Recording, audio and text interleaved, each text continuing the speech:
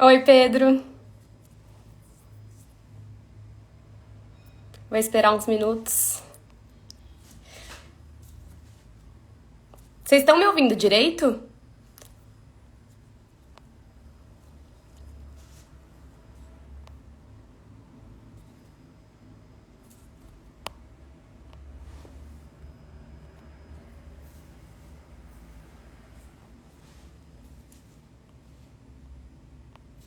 Bom, gente, vou esperar um minuto, dois, só para as pessoas irem entrando.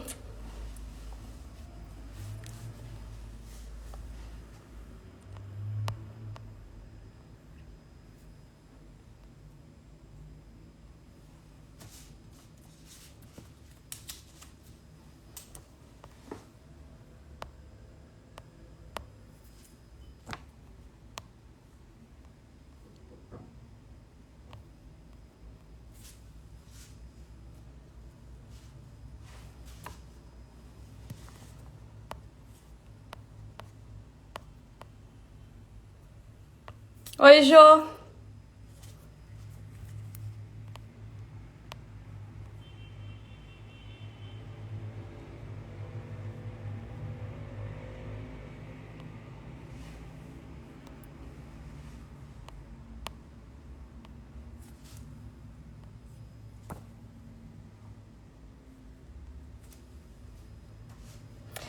Bom, gente, 7-2.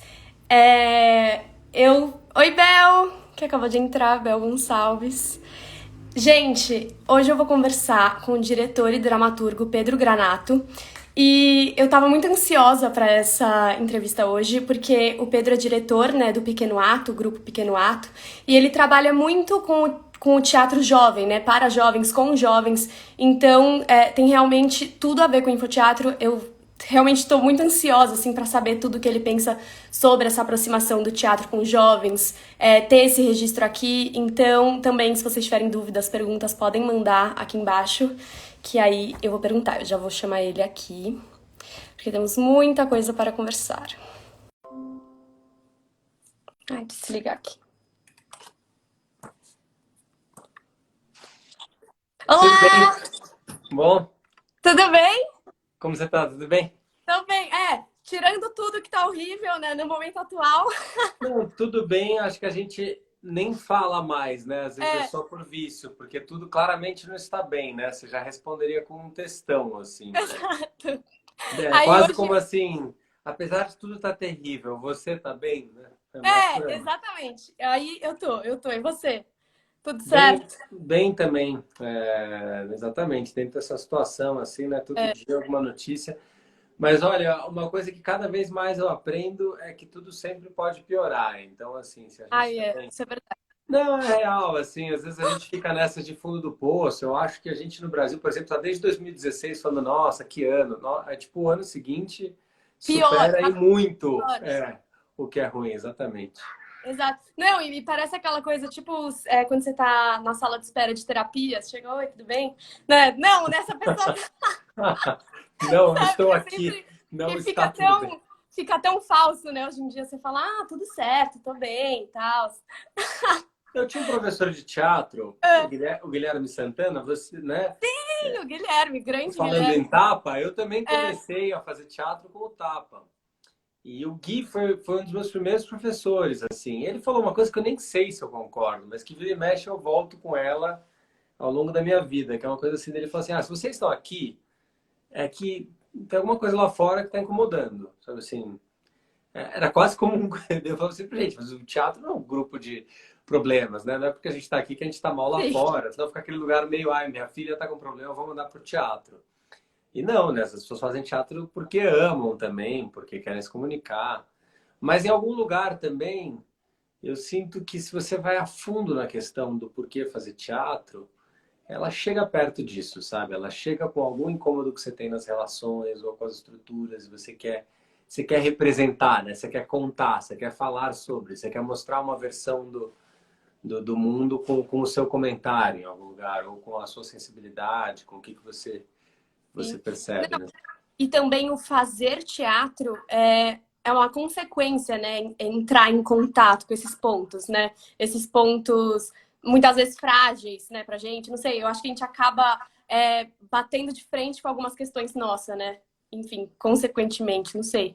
Nossa, eu, por exemplo, sou diretor, então às vezes você fica dirigindo, você fica num lugar muito, às vezes até, não sei se é racional, mas você fica nesse lugar de supervisão, de olhar, de tentar sentir, tipo, para onde eu quero levar, para onde eu estou vendo.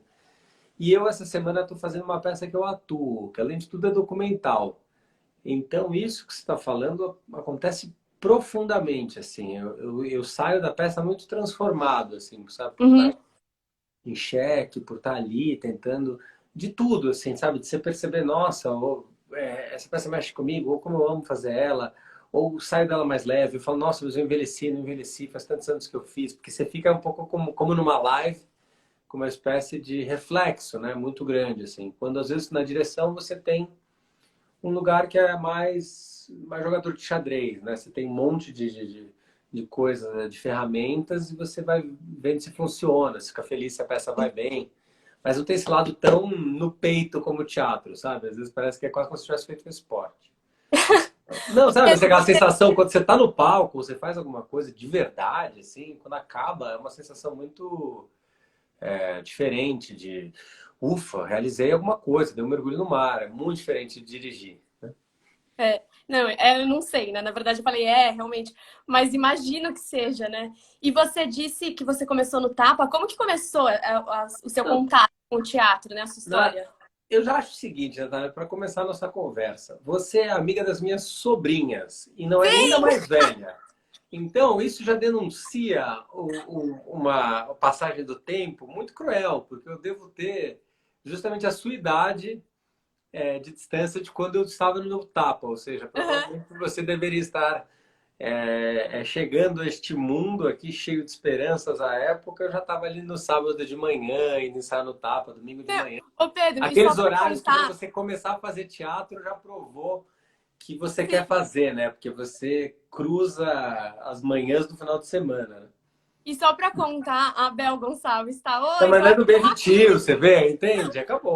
Como é que você vai falar que eu Isso. vou... Você vai falar que eu vou falar de teatro jovem? Ó a esculhambação. Como é que eu vou falar de teatro jovem se a minha sobrinha já tá me dando oi, me chamando pra live quase, Ai, né? meu Deus.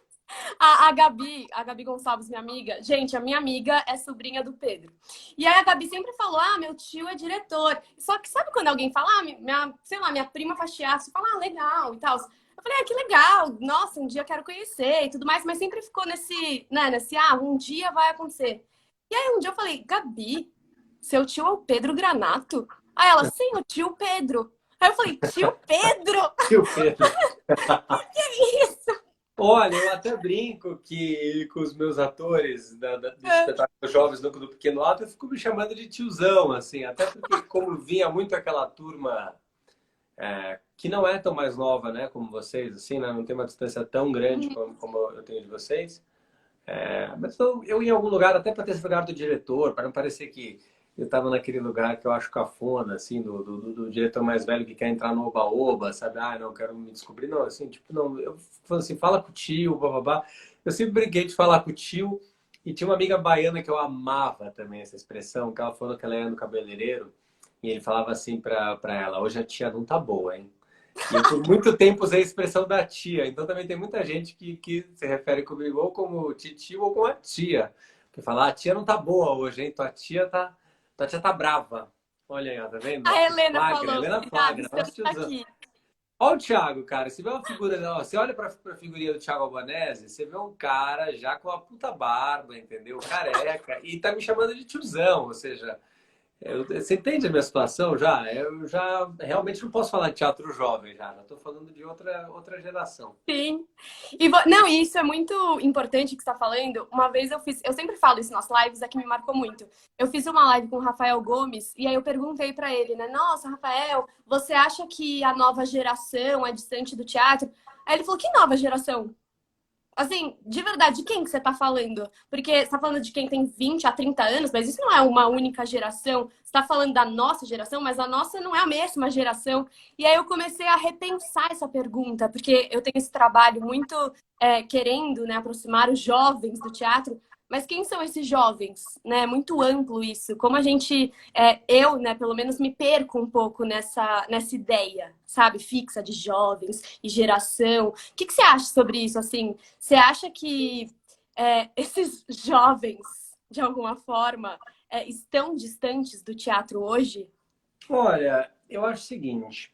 Primeiro, como você falou, assim, ainda mais eu agora estou no poder público, né, há alguns anos, Uhum, e eu esse ano assumi o lado da formação na Secretaria Municipal de Cultura. Então eu trabalho muito com a ideia mesmo, né, do que é infância, a primeira infância, a juventude, ou seja, como é que você também direciona políticas públicas para cada área.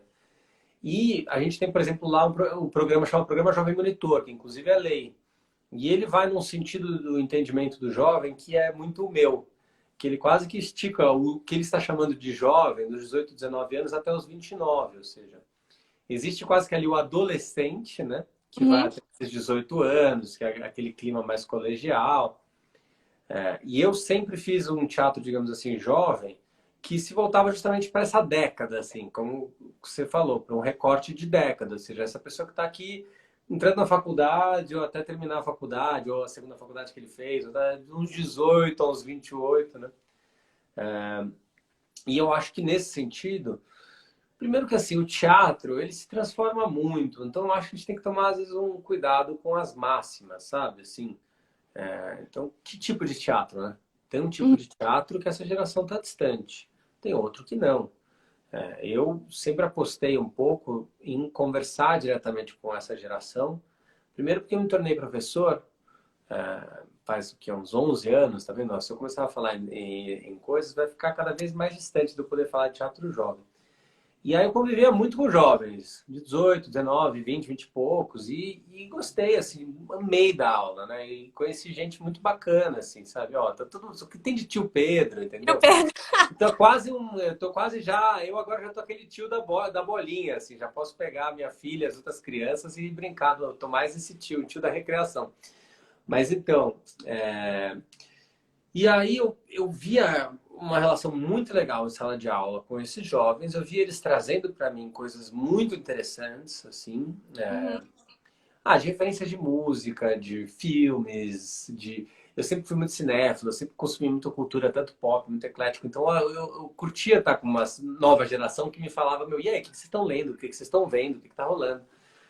E aí, de tanto dar aula para eles, eu fui chamado para dirigir num processo ali do Célia Helena, né, da Escola Superior de Teatro Célia Helena, um texto do Léo Moreira, da Companhia Hiato, que chamava Submarino, que era em cima de é, jovens que conviviam em uma piscina e acontecia uma espécie de suicídio, acidente logo no começo, que um desses jovens morria, e como é que era a vida desses jovens no ano seguinte. Então a peça se uhum. passava em vários atos breves, sobre um mês depois, 3 meses depois, como eram aquelas pessoas que nadavam sempre naquela piscina lidando com o luto. E a gente foi fazer temporadas, né? Foi o primeiro experimento que em algum lugar saiu da escola e a gente foi para o Centro Cultural São Paulo, a gente foi para a Cultura Inglesa, a gente começou a apresentar em alguns espaços. E aí, quando eu cheguei no Centro Cultural São Paulo, eles falaram, pô, muito legal, mas a gente queria fazer um projeto para jovens. Eu falei, não, então vamos fazer um projeto para jovens. Assim, vamos abrir seleção para a cidade inteira. E aí surgiu Fortes Batidas, e aí tinha essa Sim. ideia. No caso, o recorte de jovens ali era até 25 anos. E aí eu tinha acabado de fazer um laboratório para diretores em que a gente discutiu muito como fazer teatro para as novas gerações, que era uma coisa que me inquietava muito, com essas novas formas de teatro e tal. E um dos conselhos que me pegou muito de uma menina que dirigia espetáculos para 400, 500 pessoas, independente em Nova York, de dança, que ela falava, meu público vai nos meus espetáculos de dança, eles querem dançar como os meus bailarinos, eles ouvem as músicas que os bailarinos ouvem, eles que se vestem como os meus bailarinos se vestem. Ou seja, tipo, eles se espelham, sabe? E eu levei essa máxima um pouco para mim. Falei assim, pô, então vamos fazer Fortes Batidas com essa lógica. Com a lógica de, cara, o que vocês estão ouvindo? O que vocês estão falando? O que está acontecendo? Quais são os conflitos? E aí o Fortes Batidas foi muito bem, assim, né? Tipo, foi, assim, tipo, era umas filas tipo show do Restart para aquela época, né? O jovem já antigo, sabe? Como abria a bilheteria no Centro Cultural São Paulo, já tinha esgotado o ingresso 5 horas antes, tinha gente fazendo fila. Eu falava, gente, realmente alcançamos o público jovem, né? É o único público que se dispõe a ficar 5 horas antes na fila do teatro, sentado, comendo um lanche, esperando a bilheteria abrir. E aí rolou muito bem. E a partir daí, isso foi um norte para mim. Primeiro que eu amei fazer um trabalho colaborativo com essa nova geração fora da sala de aula, já com essa Uhum. lógica de um teatro jovem, buscar esse público jovem. E eu tinha acabado de cuidar do pequeno ato sozinho, né? De criar o pequeno ato sozinho, né? Eu sempre fui de teatro de grupo. Falei, meu, agora eu vou trabalhar com essa nova geração, vou fazer. E aí foi uma sequência de peças buscando esse público, mas não só o público. Os criadores eram jovens, entende? Então, Sim. E você acha que essa questão do teatro Fortes Batidas era um teatro imersivo, né, de alguma forma? Você acha que essa questão de fazer montagens imersivas é um atrativo? Assim, claro. porque eu não sei, eu até estava conversando com a Gabi sobre isso, e ela falou, Nath, por exemplo, se eu vou no teatro, eu não consigo, por exemplo, ficar um tempo, sei lá, meia hora sem olhar meu celular. Eu sei que no teatro eu não vou poder pegar meu celular. Então, esse teatro de sentar e ficar, ele exige muito, né? Uma atenção. E às vezes eu fico me perguntando, será que é por isso também que os jovens, assim, a gente não está disposto a ficar tanto tempo assistindo? E essa questão do teatro imersivo coloca o público em ação, né? Também, de alguma forma. O que você acha disso? Nossa, eu vou ser bem, assim, provocativo aqui. O Sim, teatro, foi. o teatro em algum lugar, às vezes é como você sentar na mesa com alguém e a pessoa ficar uma hora e meia falando sem parar, sem se perguntar se você está gostando ou não, né? Ele é uma espécie de discurso, assim, unilateral, né? A maior Uhum, parte do teatro que a gente está acostumado, ainda mais o da Sala Preta, né? Esse mais convencional. Ou seja, para muita gente a pessoa não tem a paciência, que nem você não tem a paciência de sentar para jantar com alguém que você vai ficar 1 hora e 40 escutando apenas a pessoa sem responder, para esse tipo de relação. E aí, às vezes, eu sinto que no teatro a gente cristaliza um pouco a linguagem, entendeu? Tipo, não, mas a linguagem, o teatro, por exemplo, até alguém pode ouvir isso e falar, nossa, mas que desrespeito ao teatro. Sim, o teatro é uma arte milenar, que aconteceu de diversas formas, sempre dialogando com o seu tempo. Já aconteceu nos mercados, já acontecia de pé, com intervalos, como em Shakespeare, entendeu? Tomando chuva, não tomando chuva. Ou seja, o formato da caixa preta, do silêncio, ele é um formato que responde a uma determinada época. Eu lembro até quando eu trabalhei na projeto de formação de público, também era moleque, assim, tinha 20 e poucos anos, e fui para a periferia de São Paulo acompanhar a instalação dos Céus. E era muito louco, porque eu percebi uma certa violência de impor essas regras do teatro para as pessoas. Por quê? Porque as pessoas estavam conhecendo aqueles teatros deslumbrantes dos céus, em vários bairros que nunca tiveram equipamentos culturais, e de repente, quase que o nosso papel ali se esperava um certo, quase um bedel, assim, tipo, você tem que falar para as pessoas ficarem em silêncio, pararem de conversar, ficarem quietas, ficarem no escuro. Gente, mas e as pessoas estavam excitadas de estar no teatro, sei lá, uhum, talvez quisessem gritar de estar no teatro, apagava a luz, sei lá, quando você é moleque, você vai no cinema, muitas vezes é o primeiro beijo, você vai com sua turma de amigos, ou seja, tem uma excitação. Então eu acho também que da mesma maneira que o teatro, as pessoas tinham que ser, digamos assim, formadas, conhecerem a regra do jogo para poder, né, fruir sim, o teatro também tem que entrar em contato com essas pessoas que de repente não estão acostumadas com esse jogo e não são obrigadas a serem acostumadas. Elas podem vir com a bagagem cultural delas e falar, olha, gosto, não gosto, quero vaiar, quero reagir. Eu amo o teatro em que a plateia reage.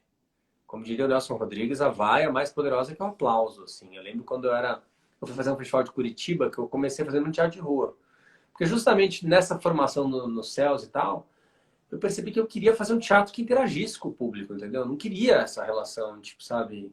Mesmo sim. quando eu me formei em cinema, né, na ECA. Quando eu comecei a fazer teatro, a gente não queria fazer teatro pro pessoal de teatro, sabe? Porque tinha a galera das cênicas, que fazia peças de cênicas para cênicas, e blá, blá, e a gente, meu, não queremos falar com eles. Não é nosso público-alvo, a gente quer ir no bandejão da química, no pessoal da arquitetura, queremos ir na Poli, queremos ir em todos os lugares, queremos circular, queremos fazer com o pessoal de jornalismo. Então a gente fazia as peças na praça, a gente fazia a peça no Ceasa, a gente fazia a peça no bandejão. E eu lembro uma vez que eu estava no Festival de Curitiba fazendo uma peça de rua, e eu fazia uma espécie de vilão, de tiozão, assim, e uma arquibancada chapada, assim, sabe? Tipo, domingo de sol, sei lá, 700 pessoas. Parece aquele tobogã do Pacaembu de chá de rua, também que é uma delícia, assim. E festival, aquele clima que tá todo mundo vendo, um monte de gente acompanhando. E eu lembro que eu provoquei, eu estava em Curitiba, e eu ali do personagem eu sacaneei, que o meu filho, né, que era o personagem, estava em Curitiba, que o pessoal não era confiável, eu sacaneei e o pessoal vaiou, mas eu falei assim, nós fomos os momentos mais felizes, porque foi uma vaia de provocação, entendeu? E eu várias vezes depois procurei isso no teatro. Falei, eu gosto desse lugar do teatro, em que ele se aproxima de outras coisas que a gente vai ver, tipo um show ou tipo um jogo, como diria o Boal, em que a torcida comemora, a torcida Sim. vibra, a torcida lamenta, ou você vai num show, pede bis, ou pula, dança. Então eu sempre gostei que o espetáculo pudesse trazer isso para o público, entendeu? Sei lá, meu pai também era performer, minha mãe psicodramatista, acho que já fui criado num ambiente de interação, improvisação, nunca fui aquele jovem que sonhava em nossa, quando eu montar tal peça do teatro, nunca tive essa cristalização do teatro como, sabe, uma arte intocável. Então, eu sempre pesquisei, mesmo quando tive grupo, a ideia de que você deve intervir, que você deve trazer o espectador para dentro. Uma das primeiras peças que eu fiz, o espectador elegia um candidato. A gente tinha 3 candidatos, eles faziam campanha e o público votava, sabe? E já dirigi 1000 peças que vão nesse sentido. Então, desculpa se estou falando muito, mas quando eu fui Não, para o teatro jovem, eu mergulhei sim no imersivo, porque eu também pensei nisso. Falei, pô, primeiro, ficção por ficção, as pessoas adoram ver filme. Elas têm uma TV em casa, normalmente, que elas podem escolher o filme que elas querem, com o ator que eles quiserem, a luz incrível e tal. Experiência passiva, entendeu? Que é de via uhum, única. O cinema, ele funciona muito bem. Qual que é o diferencial do teatro? É que as pessoas estão ao vivo juntas, no mesmo lugar. Então, eu passei a investigar o que é o essencial do teatro. Por que estar no teatro e não estar na Netflix, entendeu? Ou não estar na TV, na HBO, sei lá. Não, aí que foi é, o que realmente. que é esse momento, né? É o Tipo, imersivo, é o interativo, é a experiência. É isso que você falou do celular. No Fortes Batidas, a galera chegava para dançar, chegava filmando, já ia com o celular, gritando. E a gente estimulava isso, entendeu? Que as uhum, pessoas, que os personagens fossem comemorados, vaiados. E depois virou que os personagens foram até beijados, entendeu? Porque os atores começavam a interagir tanto com o público que de repente, sem nenhuma instrução minha, começava a rolar o personagem a paquerar alguém da plateia e eles se beijava. Aí virou a peça que os atores beijam. Eu falei, não, gente, não era uma concepção, entendeu? Era só assim, ó, a Laura aí. Mas é que daí era assim, pô, o público jovem vai em festas pra caramba. Festas são um ambiente super cheio de conflitos quando você é jovem, entendeu? Quantas vezes você não sai arrasado numa festa, ou apaixonado, ou você se descobriu, ou você saiu tretado com seu melhor amigo, sua melhor amiga, ou você saiu se sentindo um lixo. Você já tem 1000 conflitos do ponto de vista dramatúrgico. E aí eu falei, meu, pô, uma festa eles amam, mas cheio de conflitos. Ao mesmo tempo eu consigo uma forma nova. Então eu acho que aí foi Fortes Batidas. E a partir daí acho que isso me deu uma espécie de norte, assim, o Onze Selvagens, o Distopia sim. Brasil e agora o Caso Cabaré Privé, eles vão numa lógica semelhante, de assim, vamos escolher um formato e vamos levar ele ao limite dessa mescla entre público e atores, ou seja, não é um discurso de mão única, o público está dentro, o público interfere, o público, né? Então, no Caso Cabaré Privé, que vai rolar hoje às 9, nessa mostra da PTI, o público interroga as atrizes, entendeu? O público escolhe qual sala ele vai.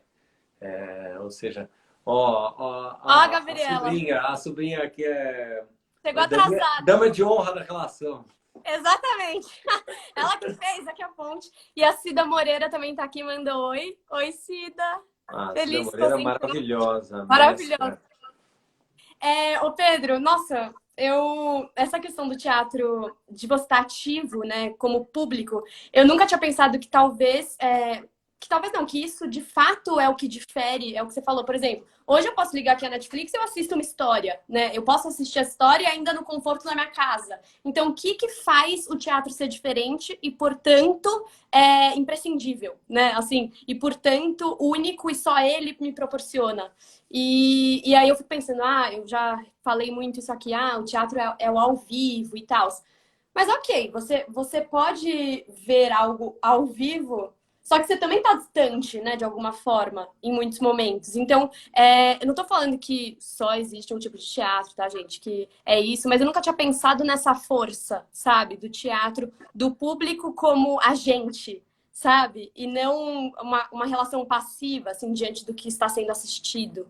É, porque se você for pegar o cinema, ele importou um pouco a lógica da quarta parede para o cinema. Sim. Parte do cinema americano, ele incorporou a lógica da quarta parede, que é essa lógica de que o espectador é uma mosquinha ou está olhando pelo buraco da fechadura. Não existe. E por isso que as pessoas gostam tanto dessas regras, que é, você chega no teatro, apaga a luz, desliga o celular, ninguém fala, ninguém comenta. Ou seja, tem que quase que esquecer que tem uma plateia ali.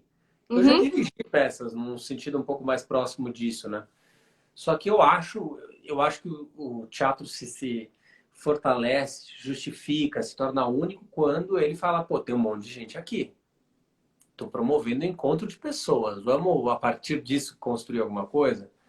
Ou seja, eu amo peça em arena, eu amo peça de rua, eu amo peça interativa. Ou seja, porque você fala, pô, agora sim, por que essa história está sendo contada aqui? Entende? Porque não Sim. tem também essa. Que acho que agora na questão do teatro online, né? Ou se é esse nome, se é cinema expandido, se é uma nova linguagem que surge, acho que isso se coloca de novo. Ou seja, por que você vai. Por que a sua peça é mais interessante que um filme, entendeu? Eu tô aqui disputando com o Anthony Hopkins hoje às 9 da noite, entendeu? Com um filme, com uma puta fotografia, uma puta iluminação, um texto que já foi batido, uma produção de milhões de dólares. O que vai fazer para as pessoas que seja mais interessante elas verem meu trabalho que o dele? Bem, primeira coisa que eu me provoco é: o Anthony Hopkins não está ao vivo. O Anthony Hopkins não está jogando com vocês. O Anthony Hopkins é um negócio ali parado em algum lugar frio. Tá lá, você aperta play, você aperta pause. Entendeu? Não dá para endeusar também muito. Senão me incomodava isso quando a pessoa endeusa muito esses produtos audiovisuais. Você vem para um lado e fala, gente, legal, que chique, a fotografia e tal. Mas você aperta pause e para, entendeu? O negócio não te toca, não te ouve, não mexe. Não tem tecnologia sofisticada o suficiente para a interação humana. Ela é muito mais sofisticada. Podem ficar inventando o robozinho que você aperta a luz e não sei o quê, ou você dá um comando de voz, ele responde, mas eles ainda estão engatinhando perto do que é um ator ou uma atriz afiada jogando com você. É uma experiência completamente. E acho que em tempos de isolamento social isso fica muito claro, né?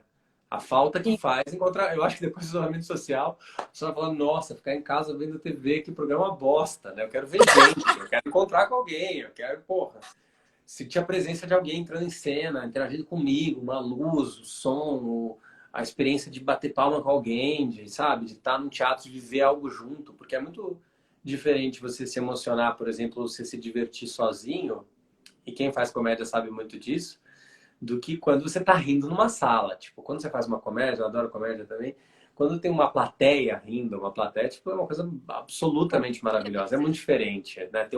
Algo que é coletivo. Às vezes uma risada de alguém puxa a risada de todos, porque é uma espécie de ritual, Uhum. não é frio, né? Dependendo de quem tá naquele dia, muda o jeito que o público ri.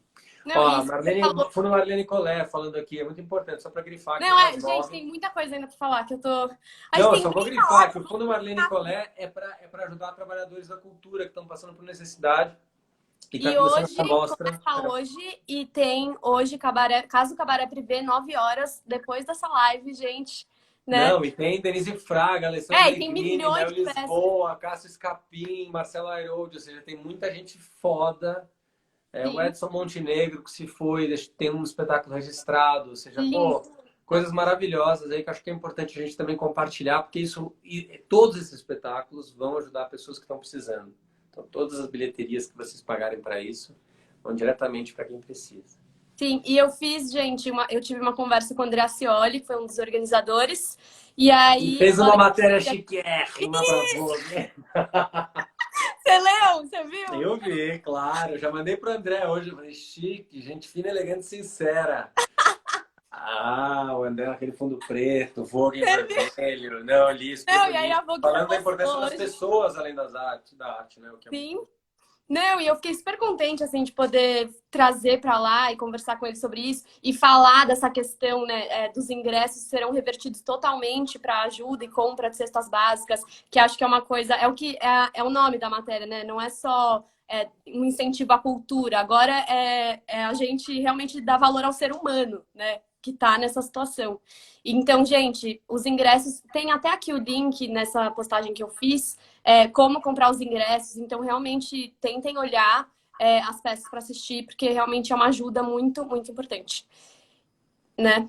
Vamos pedir pro pessoal, se tiver o pessoal aí do Fundo Marlene Sim, Collet, da PTI ou mesmo do Caso Câmara Privê, para botar o link aí no chat aí, que daí também quem sim, quiser. que aí já é mais fácil. Exatamente. E isso do teatro online, né, que você estava falando, eu entrei muito numa discussão comigo que é a seguinte: será que essa questão do Então, teatro uma discussão com você é bom. Como é que foi online. essa discussão? Coisas da pandemia, né? Então, Pior eu tô que aqui hoje em pensando. dia tá sendo bem frequente. Eu fico, nossa, não, ai meu Deus.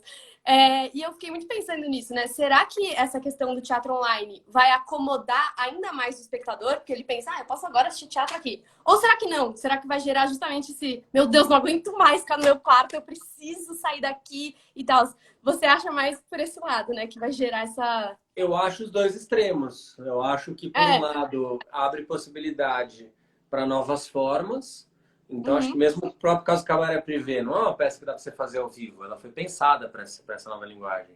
Eu vou estrear uma outra com o Núcleo do Pequeno Ato, acredito que comecinho de julho também, que vai ser mais radical ainda nessa interação online. Ou seja, ela não é... não estamos em algo transitório. Não estou dando um truque sim. aqui, né, enquanto não dá para fazer.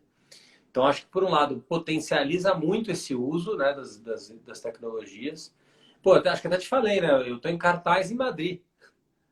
Eu estou com uma peça que eu sempre fiz presencial há 4 anos, por conta da pandemia, e especialmente por conta do absurdo que é esse governo nosso, né, que destruiu a imagem do Brasil no mundo todo, além de matar, ser responsável direto Exatamente. por diversas mortes, lutar contra vacinas constantemente. Estão todos os diretores lá, que são de diversos países, menos eu, porque o brasileiro não pode entrar agora lá. Mas eu estou fazendo a peça online ao vivo, ou seja, eles estão lá presencialmente no teatro, o público está lá presencialmente, eu vejo o público entrar e eu interajo com eles ao vivo. Tipo, a gente fica bolando, uma hora sai no computador, outra hora na projeção, outra hora no cartaz. Surpreendentemente não, mas assim, tá dando super certo. A gente está fazendo ao Uhum. vivo, eu interajo com eles, eu jogo com eles. Ou seja, olha a fronteira que se abriu, Não, especialmente para trabalhos internacionais. Eu tinha feito o Babylon Beyond Borders também em 2019, que era isso, que eram 4 países ao vivo ao mesmo tempo que a gente fez o Sucesso Consolação. Isso pré-pandemia, fala, nossa, que loucura. O próprio Sesc ficou assim, nossa, mas como fazer? Acho que fizemos isso uma vez, não sei aonde. E agora é tipo, gente, isso é quase o que a gente está vendo todo dia. Ou seja, com certeza, isso expandiu muito e não vai voltar. Isso vai se aprofundar na nossa vida. Tanto as pessoas vão ter mais reuniões online, como a gente vai ter espetáculos e transmissões e coisas incríveis que vão rolar online. Mas eu acho que também, obviamente, a presença humana é muito claro para a gente.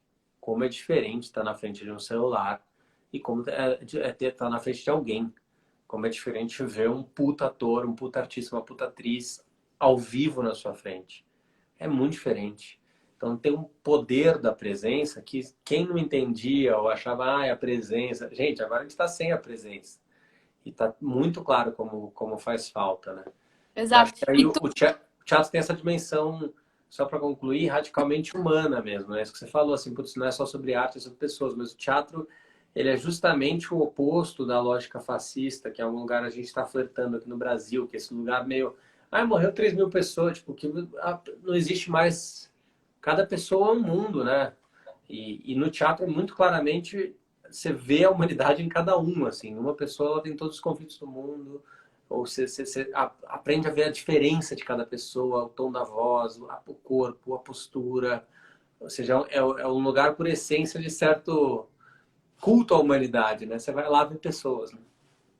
E também o que eu ia falar é essa questão desse ritual, né? De ir a algum lugar, aí você espera, aí fica aquela, sabe, aquela ansiedade. Aí você pode comprar um café, aí você encontra alguém, aí você entra, você tem que achar o seu lugar. Sabe tudo isso? Assim, como é Não, legal. esses são os nossos Tipo, vícios, né? Socorro, que falta que faz.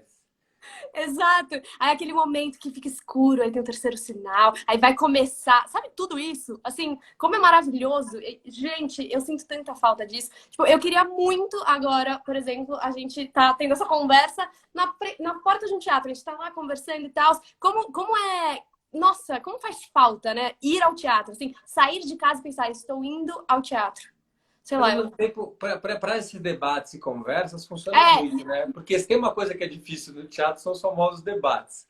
Eu é, estou super feliz com os debates online, porque várias vezes tem debates online, você faz uma mesa e você tem um puta alcance, porque é isso, talvez a pessoa não iria. até o teatro para ficar, para ver 3 pessoas falando. Mas, putz, pegar e acompanhar aqui online é mais fácil. Eu Não, só e eu vou também falei, acompanhar. adoraria estar tendo essa conversa com você ali, mas tipo, é isso que você falou. Essas 21 pessoas não estariam vendo a nossa conversa. É, não sei. Gente, Depois vão ter desculpa. outras centenas de pessoas que É, vão ver, porque vai ficar registrado muito fácil. Mas eu queria dizer assim, eu tive filha há 2 anos e pouco, uhum, e aí eu fui voltar a uma peça que eu tinha dirigido, que era o Pousada Refúgio. E aí é uma bobagem, tá? Aí é mais os nossos tiques, né? A coisa mais. Cara, eu voltei pro teatro e encontrei os atores no camarim, eu comecei a sacanear com eles, brincar. Aí um me puxa um assunto sério, eu falei, gente, que saudade de camarim, porque camarim de teatro. é Só muito quem legal. é de teatro entende o que é um camarim. O camarim é um espaço de absoluto relaxamento. E tem vários artistas que falam assim, nossa, é muito gostoso esse camarim dessa peça. Porque no camarim, normalmente, a gente é uma terapia melhorada, né? É um bar com terapia, com viagem, porque você chega ali, você relaxa com pessoas e você é, faz brincadeiras, ao mesmo tempo entra em assunto sério muito rapidamente. Então, os camarins normalmente são espaços muito dinâmicos. Eu amo camarim, é uma bobagem, mas eu só quero dizer isso assim. Mas é plenamente do ofício do teatro, sabe? Assim, Sim. a graça é que você entrar num teatro, camarim, ou isso que você falou, eu já estava descendo para fazer a peça. E é um pouco frio, né? Pô, porque eles estão lá falando com o público. Eu vejo o público batendo palma, eu olho ali, papapá. Mas é isso, né? Acaba o teatro, eu tô eu com uma luzinha ali, sozinho, 2 técnicos, eu subo naquele teatro vazio, não tem o público ali, você não tem aquele calor. E eu tava descendo a escada e me deu aquela sensação, justamente no Fortes Batidas, que eu fico subindo e descendo para avisar os atores, vai começar, que tem público, assim, falando, nossa, que saudade de ter um Nossa, teatro lotado, aquela alegria, aquela euforia, aquele coração que dispara, que você fala, nossa, tem que começar, tem muita gente, será que vai lotar? Puta, precisa arranjar um lugar para não sei quem. Tipo, tem um. Puta, isso é gatilho, como disse a Natália. tipo, gente, muito forte. E, nossa, agora eu tô. Isso que a gente falou agora, né, desse alcance, desse registro, eu tenho percebido muito isso, né? Como a gente tá, sei lá, classe teatral, se eu posso dizer isso, de alguma forma tá usando isso muito, né? Assim, eu acho que tá sendo muito positivo. O que você acha? Eu acho que tá tendo muita conversa, muita coisa, muito registro de entrevista e tal, que não tinha antes, né, de alguma forma. Eu acho o seguinte sobre a resposta da classe teatral, assim, eu sempre senti a minha companheira. Eu sou mais rodriguiano, tá? Eu adoraria que ela dissesse meu homem e eu diria minha mulher feliz. Só que eu sei que quando você fala minha mulher parece uma coisa possessiva, vai para um machismo estrutural. Mas eu, como bom rodriguiano, eu preferia que ela falasse meu homem e a gente pudesse empatar assim. Porque companheiro eu me sinto um pouco como o Lula chama o Bush, entendeu? Mas ela sempre foi da música, né? E a música tem músicos que lidam muito bem com a internet, que são grandes comunicadores. Que você vê que o cara faz um flyer maravilhoso, aquela cantora que sabe fazer uma live, ou canta sozinha e segura, sabe? E eu sinto que o teatro é muito deficiente nessa área, Uhum, muito deficiente. Até o Kiko Dinucci, que é um cantor, um musicista, né, do Metá Metá, ele sempre fala assim, como eles fazem cartazes feios no teatro? Ele odeia os cartazes do teatro e ele faz muito cartaz, né? E então eu acho um pouco que esse período online, ele para mim serve também para classe, para perder alguns ranços, entendeu? uhum. Eu também, como sou professor, quantas vezes eu já ouvi o pessoal falando assim, porque essa geração só quer saber de celular. Que ficou assim, gente, tem uma pesquisa da J. Leiva que ela mostra que quanto mais a pessoa acessa o celular, mais ela vai ao teatro. Não é uma coisa ou outra. A pessoa pode usar o celular e muitas vezes acaba sabendo das peças pelo celular. Mesmo você, no Infoteatro, o pessoal do Responder Fazendo, Uhum. Observatório, quantos, o Rui Acesa, gente, tudo menos uma crítica. Quantos novos críticos, jornalistas, comentaristas de teatro surgiram online, que se fosse esperar aquela coisa sazonal da Folha do Estado, entendeu? Que sai uma crítica a cada 4 meses. Tipo, a gente aqui de teatro não ia ter nem reflexão sobre, ou seja, a multiplicação dos meios digitais permitiu que novas peças fossem vistas e que novas pessoas escrevessem. Então, assim, eu acho muito bem-vindo que a classe teatral entre nisso, que passe a discutir um pouco, que entenda um pouquinho o que está acontecendo em cada rede social, com que público você pode comunicar. O próprio Uhum. Fortes Batidas tinha uma hora que no Facebook do Fortes Batidas a gente conversava com o público do Fortes Batidas que eu não tinha a menor ideia de quem era. Mas a gente postava e o pessoal começava a fazer arroba, arroba, arroba. Eu falava, gente, mas como, entendeu? A internet me possibilitou, um esquema completamente independente, ter acesso a um monte de gente aqui que gostou da peça. E no caso do Cabaré Privé rolou isso com dois exemplos muito fortes que eu sempre repito, assim, porque a gente fez só dois debates pós-peça, né? E nesses dois debates eu tive dois exemplos. Provavelmente se eu tivesse feito todos os dias da temporada, eu teria muitos outros exemplos. Mas em um dia, uma pessoa, quando a gente estava acabando o debate, falou assim, pô, vocês tinham que fazer ao vivo isso, né? Quando voltar. Aí uma própria pessoa da plateia falou assim, nossa, mas se tivesse feito ao vivo eu não teria visto, porque eu moro em Rondônia. E eu tô vendo aqui, entendeu? E tinha gente de outros países vendo, de outros estados. Começava o interrogatório do Cabaré Privé, vários sotaques. A gente falava, que maravilhoso. E no dia seguinte, teve um menino que viu da UTI a peça. Ele tinha passado por alguma coisa no dia anterior e quando ele abriu a câmera para agradecer, ele estava numa cama de UTI. Ele falou, estava na UTI, eu tive um dia terrível ontem e hoje eu fico muito feliz que eu pude viajar e ficar aqui com vocês nesse tempo, interagindo. Você entende? Tipo, olha quantas portas online se abrem, sabe?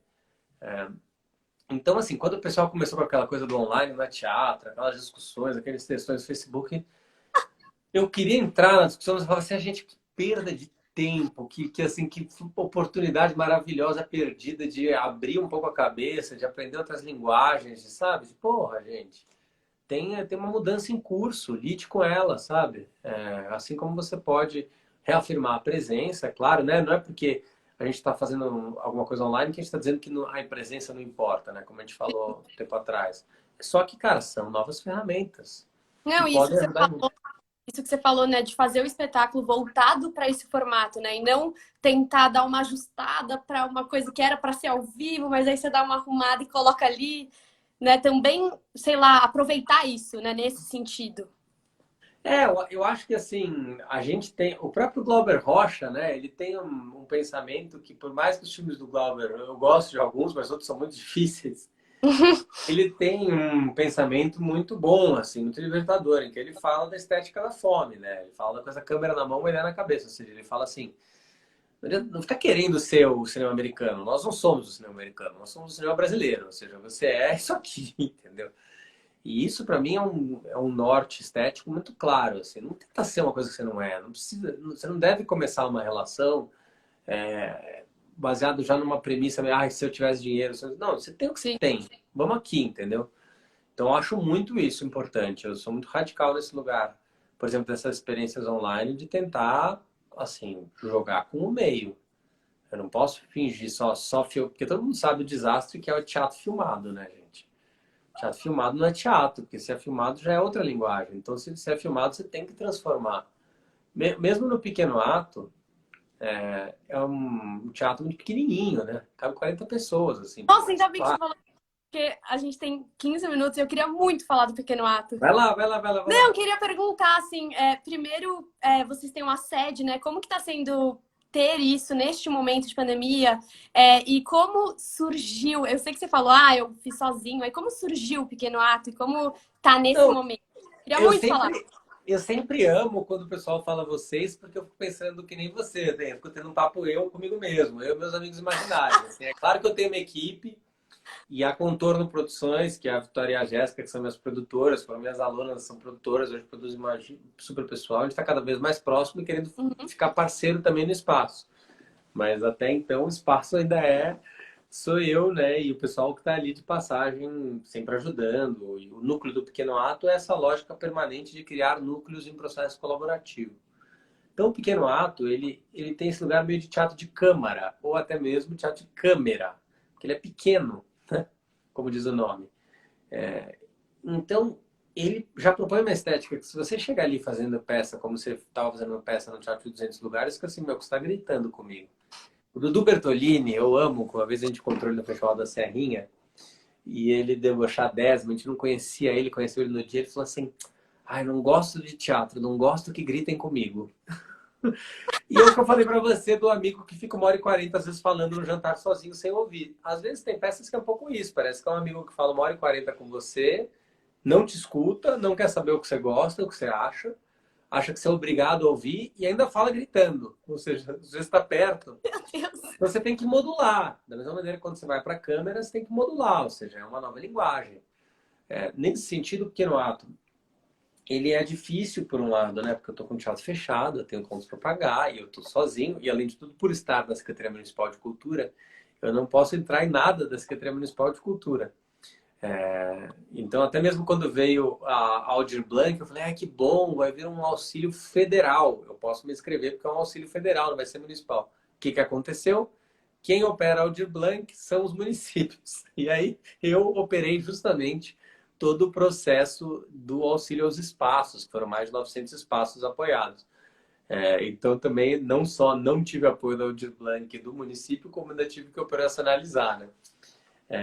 Então, nesse sentido, difícil, assim, né? Como fazer para segurar um teatro um ano e tanto. Mas, por outro lado, eu tô com uma internet incrível ali, que a gente colocou na pandemia, que era uma demanda já antiga, que todo mundo que fazia processo comigo. E desde o começo já fiz várias experiências lá. Então, o caso do Cabaré Privé, por exemplo, a gente filmou lá durante a pandemia com, sabe, máscara, distanciamento, dividiu em pequenos núcleos, eram cenas curtas, saía, limpava o espaço. E já fiz alguns projetos lá. Fiz um projeto chamado Futuros Possíveis também, com a Casa Firjan do Rio de Janeiro, que a gente transmitia de lá. Teve gente que fez peça lá, filmou peça lá. E eu hoje, por exemplo, estou usando para fazer o País Clandestino lá no Centro Dramático Nacional de Madrid. Eu estou online no Pequeno Ato, ao vivo. Ou seja, eu não estou em casa, o que é muito diferente. Porque você tem luz, você tem fumaça, você tem fundo preto. Então, assim, é muito gostoso também o Pequeno Ato nesse lugar como um estúdio, certo? Ele também tem funcionado muito bem na pandemia nesse lugar de multiplataforma, porque é um cubo preto, entendeu? Que eu posso montar um cenário, fazer uma mudança para aqui e para ali e fazer internet incrível. O Marcelo perguntou, internet incrível. Internet de lá não falha. Não, verdade, assim, a gente está fazendo várias transmissões, assim, mesmo, por exemplo, para fazer o País Clandestino, amanhã vai ser a última. Pô, sei lá, acho que com o ensaio aberto eu fiz, sei lá, 12 sessões. Parece teatro dos anos 50. Eu fiz de terça a domingo, 2 semanas. E a Nossa. gente gravou todas as cenas que eu participo. Tem umas que são ao vivo, que se desse ruim, eu tinha feito uma solução. Mas não teve nenhum problema, zero problemas. Então, sabe, muito seguro nesse sentido de conseguir fazer uma transmissão. Que acho que isso também, a tecnologia avançou muito rápido, né? Quando eu fiz Sim, o não, Babylon em 2019, já era instável no Sesc. sim. Tá vendo com os puta teatros fora, às vezes tinha instabilidade em todo teatro, viveu algum dia de instabilidade. Hoje você já consegue. E que legal isso que você falou, né? Agora ocupando esse lugar de pequeno estúdio, né? Também como os lugares se transformam, né? Nossa, achei muito, muito legal. E só voltando para a questão da secretaria, como que é ocupar esse cargo nesse momento, nesse atual governo e nesse momento do país? Qual é a relevância disso para você, assim? Olha, a primeira coisa é o seguinte, assim, sempre fui um militante da cultura, assim, né, de participar de discussões, de reuniões, inclusive de me reunir com os secretários. Eu era presidente do Motim, que é o Movimento de Teatros Independentes. E eu estava lutando por diversos teatros não fecharem, né, desde 2016, que a gente entrou num período de muito retrocesso no país, especialmente para a cultura. Para a cultura é um retrocesso sem fim desde 2016.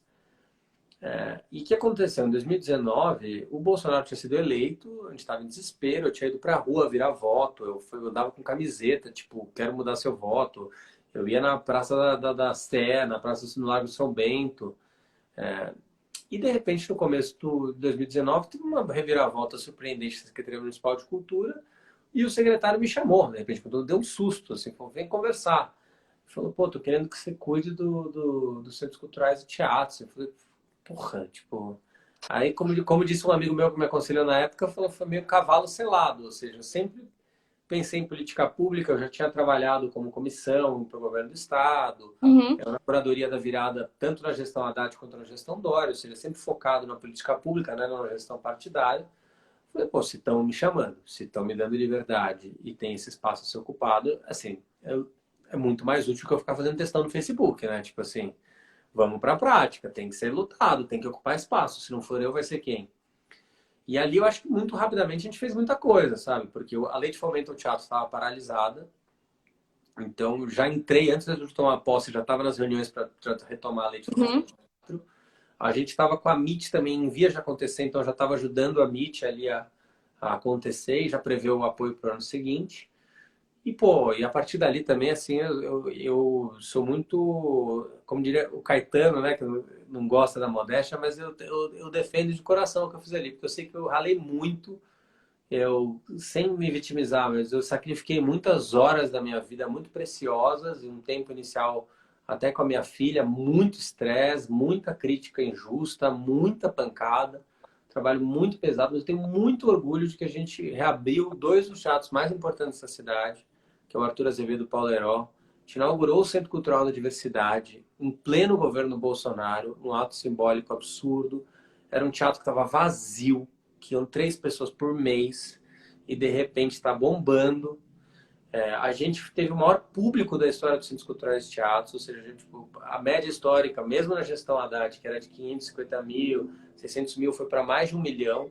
No ano seguinte, a gente fez um monte de ações online importantíssimas para o acesso, né? Desde editais de apoio ao espaço, essa operacionalização do inciso 2 ao Aldir Blanc para mais de 900 espaços, a gente fez o Festival Palco Presente para mais de 70 teatros, a gente contratou lives, que a gente contratou milhares de artistas, alcançou mais de 3 milhões de pessoas. Então, assim, foram 2 anos de absoluta dedicação pela cidade. Então, quando o pessoal tentava me provocar nesse lugar, ou me perguntar no lugar político-partidário, eu falava, vocês não entenderam nada. Estou falando de política pública aqui. E também quero fazer uma menção que, assim, eu acho que eu não votei no Covas, certo? Uhum. Tipo, não votei quando, né, na gestão Dória-Covas, eu tinha feito campanha para o Haddad, todo mundo me vê com foto do Haddad. Isso que eu acho que ele teve uma posição política muito nobre, porque ele abriu espaço para muitas pessoas que claramente não tinham votado nele. E não fez isso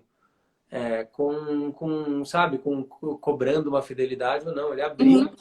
Então, assim, tipo eu, Laís Bodansky, um monte de gente que sempre se posicionou.